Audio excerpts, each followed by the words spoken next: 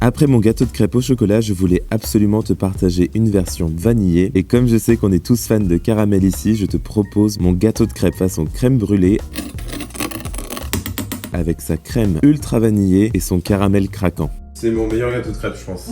Pour le forage, on va réaliser une crème diplomate, c'est-à-dire une crème pâtissière à laquelle on ajoute de la crème fouettée. Cette recette se prépare très bien à l'avance et franchement c'est pas plus mal. Je te mets tous les détails sur le blog, mais typiquement, tu peux faire la crème pâtissière 2 jours en avance, laisse-la refroidir au frais, puis passe à la pâte à crêpes. J'ai voulu innover en testant une pâte à crêpes au fromage blanc. Alors oui, la texture et le goût étaient incroyables, mais soyons honnêtes, j'ai vraiment pas passé un bon moment pendant la cuisson, la pâte accrochée à la poêle et j'ai eu du mal à retourner chaque crêpe. Quelle galère. Du coup j'ai quand même mis la version au fromage blanc sur le blog parce qu'elle est dingue, mais pour éviter toute prise de tête, fais plutôt la même recette de pâte à crêpes que mon gâteau de crêpes au chocolat partagé juste avant. Une fois tes crêpes prêtes, couvre-les et laisse-les refroidir complètement. Et pour la diplomate, tu fouettes du mascarpone avec de la crème fleurette et surtout lisse bien ta crème pâtissière pour éviter les grumeaux affreux. Ajoute la crème fouettée en plusieurs fois, ne t'inquiète pas si elle te paraît un petit peu liquide, c'est normal. Et on passe enfin à l'assemblage. Une belle cuillère à soupe de crème par étage et tu continues jusqu'à épuisement des stocks. Pour une texture idéale, je te conseille vraiment de laisser reposer au frais toute une nuit. Je te jure, ça change vraiment tout, les crêpes deviennent ultra moelleuses et chaque bouchée fond dans la bouche. Reste plus qu'à saupoudrer de sucre et caraméliser au chalumeau pour cet effet crème brûlée irrésistible. Et voilà, c'est prêt et c'est très très bon.